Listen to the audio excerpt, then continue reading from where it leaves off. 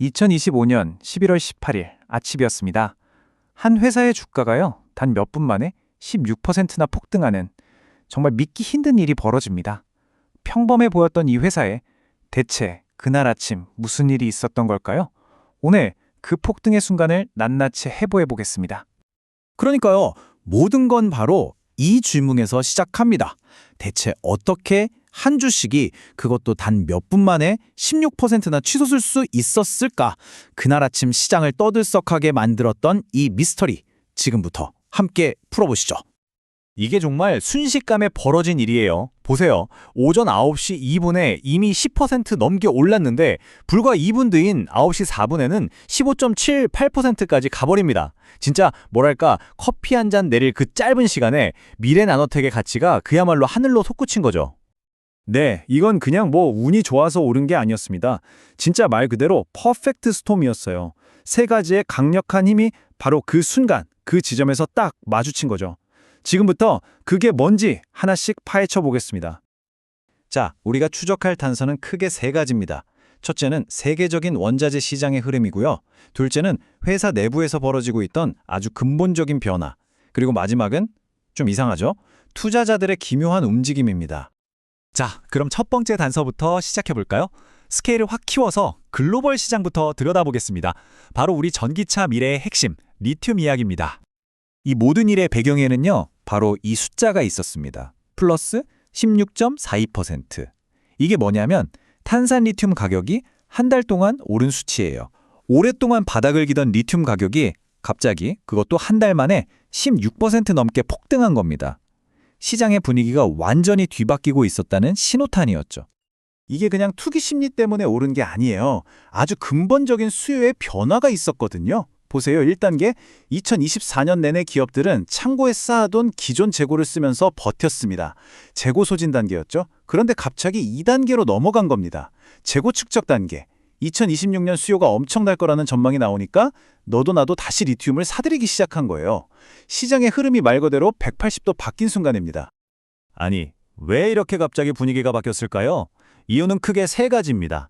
첫째, 간펑 리튬 같은 메이저 업체가 2026년에 수요가 30%나 뛸 거다라고 예측을 내놨고요.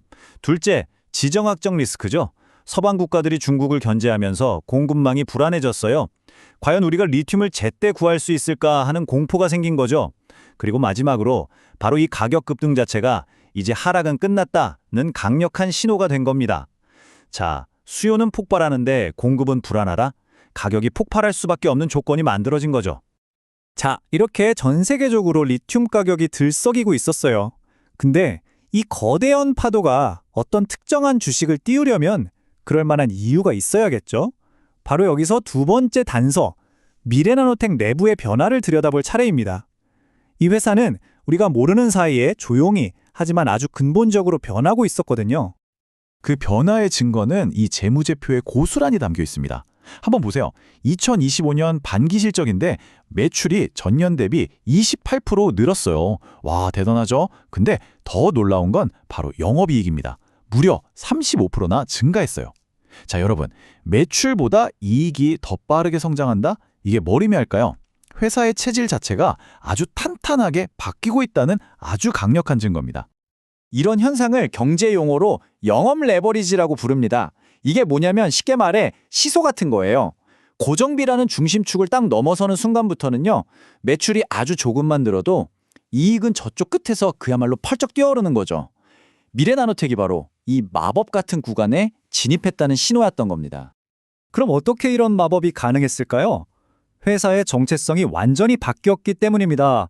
과거의 미래나노텍은 그냥 디스플레이에 들어가는 광학 필름 만드는 뭐랄까 좀 안정적인 부품사였어요. 그런데 현재와 미래의 미래나노텍은 다릅니다. 전기차 핵심 소재, 리튬 가공, 그리고 페라이트 같은 첨단 부품을 만드는 하이테크 기업으로 완전히 탈바꿈한 거죠. 자, 이제 마지막 퍼즐 조각입니다. 그리고 이 부분이 정말 흥미로워요. 시장 참여자들의 심리를 들여다봐야 하거든요. 진짜 머리를 갸우뚱하게 만드는 역설이 숨어 있습니다. 이 표를 한번 보세요. 정말 기가 막힙니다. 주가가 폭등하기 바로 직전 일주일 동안의 수급인데요. 소위 시장의 스마트머니, 똑똑한 돈이라고 불리는 외국인과 기관이 어떻게 하고 있죠? 네, 팔고 있었습니다. 그것도 엄청나게 팔아치웠어요. 아니, 대체 이들은 뭘 놓치고 있었던 걸까요?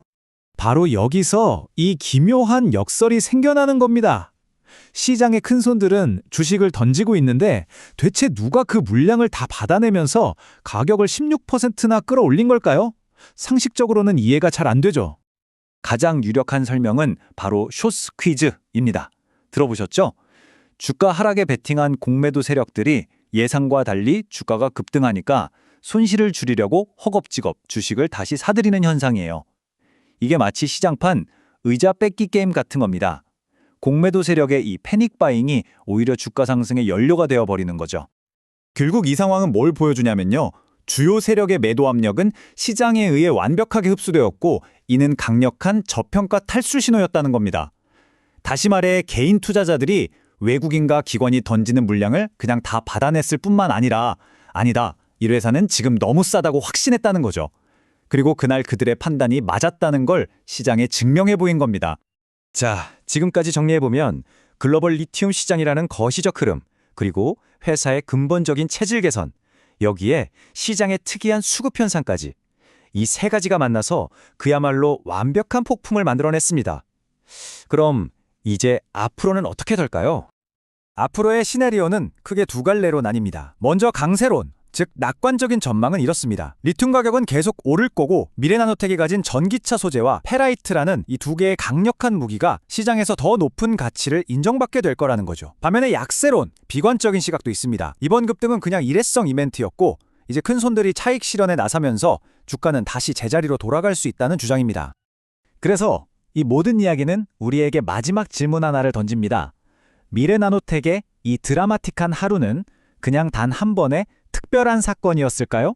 아니면 앞으로 우리가 맞이할 새로운 에너지 시대로의 전환 과정에서 벌어질 수많은 시장 변화의 예고편이었을까요? 여러분은 어떻게 생각하십니까?